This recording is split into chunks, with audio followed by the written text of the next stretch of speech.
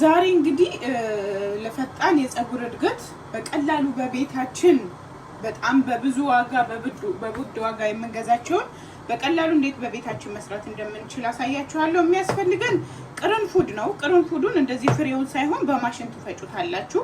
በፈለጋችሁት ነገር ፍጩት፣ ብቻ እንደዚህ ሳይሆን በሚፈጭ 2 ማንኪያ 3 ማንኪያ ያስፈልገናል።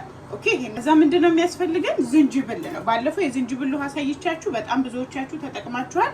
የዝንጅብል ውሃ በጣም ብዙ ጥቅም 100% ማለት ይቻላል ሁሉም ሰው ያመሰገነበት የዝንጅብል ውሃው ነው። ሲቀጥል ደግሞ ዛሬ በዝንጅብል በቀላሉ የፀጉር ቅባት እሰራላችኋለሁ። አንደኛ የፀጉር ማክሲመም የምታስፈልገን እቺን የምታክል እናንተ ገምቱት፣ ችግር የለውም መጠኑ የሚያመጣው ምንም ሳይድ ኢፌክት የለውም። እቺን የምታክል ዝንጅብል መጀመሪያ እንልጣታለን። ኦኬ። በነገራችን ላይ ዝንጅብል ጥቅሞቹን ልንገራችሁ። አንደኛ ፀጉራችሁ የሚነቃቀለው የሚሰባበረውን በሚገባ በተለይ የፀጉር መሰባበርና መነቃቀልን በሚገባ ነው የሚያስቆመው ማለት ነው። ሲቀጥል ደግሞ ውዶቼ በተለይ ፎረፎር የሚያስቸግራችሁ የሚያሳክካችሁ ፀጉራችሁ ውስጡ የሚቀላ ከሆነ ኦልሬዲ ዝንጅብል አንቲባክቴሪያ እና ፈንገሶችን የመግደል አቅም ስላለው ጽድት ያደርገዋል። በተለይ ከምንም በላይ ለፀጉራችን እድገት፣ ብዛት፣ ጤናማነት፣ ውበት ዋናው ነገር የፀጉራችን ቆዳ ንጹህ መሆንና ስካልፓችን ስለሆነ ትልቁን አስተዋጽኦ የሚሰራው ዝንጅብል ምን በማድረግ ነው? የፀጉራችንን ስካልፕ ማጽዳት ስለሆነ ዋናው ነገር ትልቁ ሚናው እሱ ነው እላችኋለሁ። ሰው እንደዚህ እናደርግና እችን እናጥባታለን። ቤክ አዘጋጀሁ በኋላ እንደዚህ አድርጋችሁ ደረቅ አድርጉት። ውሃ እንጠፍቀዋለን። እየፈቀፈኩ ልንገራችሁ። አንደኛ ቅድም እንደነገርኳችሁ እንዳለ ሆኖ ዝንጅብል ከሚጠቅማቸው ሌላው ጥቅሞቹ የፀጉራችንን ብዙ ጊዜ ጤናማ ፀጉር ሲሆን ፀጉራችን የሚያምር የሚያንጸባርቅ በቃ ይሄ ሻይን ያደርጋል። በጣም ሶፍት ነው፣ ልስልስ ያለ የሚያምር ፀጉር ታገኛላችሁ። እንደገና በጣም የፀጉር እድገታችሁን እውነት ለመናገር የሚገርም የፀጉር እድገት ለውጥ ነው የምታገኙት። ኦኬ ውዶቼ፣ ሰው እንደዚህ ፈቅፈቅ አድርገን በቀላሉ በቤታችን ምንም አይነት ያን ያክል በጣም ውድ ተብሎ የሚሸጡ ቅባቶችን በሚገርም ሁኔታ የፀጉራችሁን እድገት ጭምር ጋር ታገኙበታላችሁ። ሶ ኮሜንት ላይ የት ሀገር ሆናችሁ እያያችሁኝ እንደሆነ ቀጣይ ልሰራላችሁ የምትፈልጉትን። በቀጣይ ደግሞ ብዙ ጊዜ ትቸገር እጃችሁ ንጹህ ከሆነ በእጃችሁ መጠቀም ምንም ችግር የለም። እድሜ ዘመናችንን በእጃችን እየተጠቀምን ነው የኖር ነው።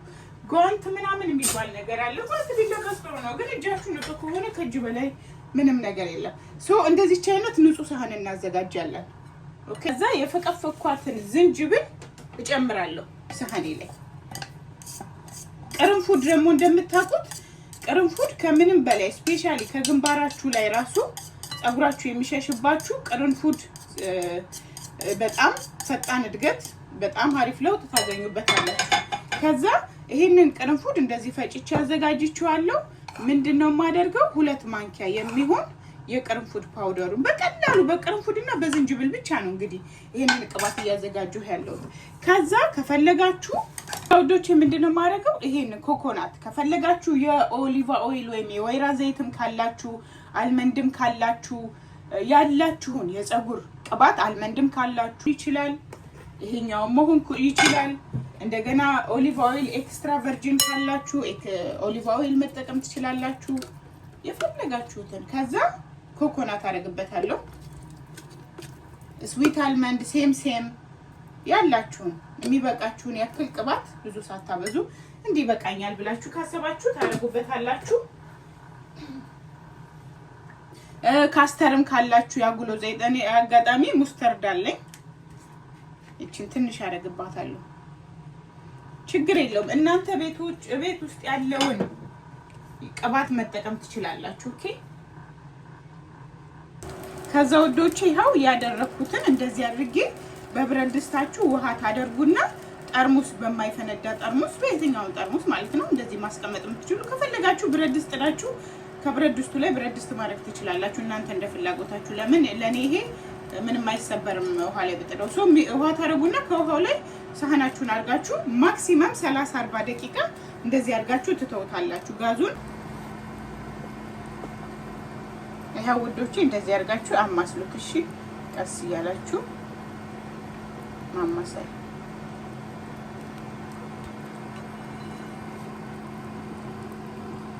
ይሄ ውዶቼ እንደምታዩት ኦሬዲ ከለሩን ቀይሮልናል። ውሃው ራሱ አያችሁት በደንብ 40 ደቂቃ ነው ያንተከተኩት ውሃው ማለት ነው። ይሄ አልተንተከተከም። ይሄ በቃ ለብ ብሎ በጣም ግሏል። ይሄ ለመንካት እንትን ይላል። ሰው እንደዚህ እናደርገዋለን። ያ ውዶቼ ማጥለያዬን አዘጋጅቻለሁ። እንደዚህ አድርጋችሁ እንደዚህ አድርጌ ታያችኋል።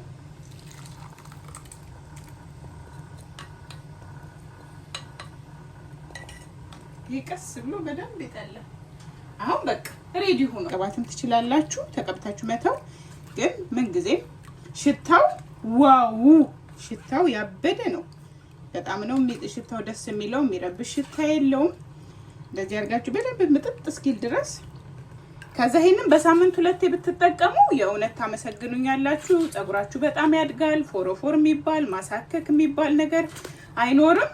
አሁን ውሃውን በቀላሉ ተጠቅመን ፍሪጅ ውስጥ ማስቀመጥ የማይመቻችሁ ምንም አይላችሁ ይሄንን ቅባት ሰርታችሁ በምትጠቀሙ ጊዜ መጠቀም ትችላላችሁ። ላይክ እና ሰብስክራይብ አድርጉ። በየሳምንቱ በየ3 ቀኑ ነው እኔ ፀጉሬን የምጠቀመው። በየ3 ቀኑ የምጠቀማቸውን ነገሮች በደንብ ሰራላችኋለሁ። አብረን ፀጉራችንን እንግዲህ አብረን ነው የምናሳድገው። አብረን ማለት ነው። ረጅም ፀጉር ይዤላችሁ መጥቼ እንትን አልላችሁም፣ አላወዛግባችሁም። አጭሩን ፀጉር እያሳደግ ነው እንዴት ማደግ እንደሚቻል እያሳያችሁ ሄዳለሁ። ኢዝ ደን በቃ ዛሴት በጣም ቀላል ነው። አያችሁት? ይሄ ነው የሚጣለው። አሽቶ ሬዲ ሆኖልናል።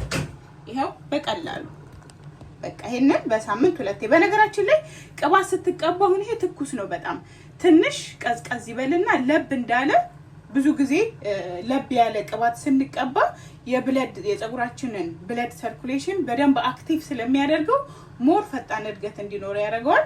ታመሰግኑኛላችሁ። ተጠቀሙ።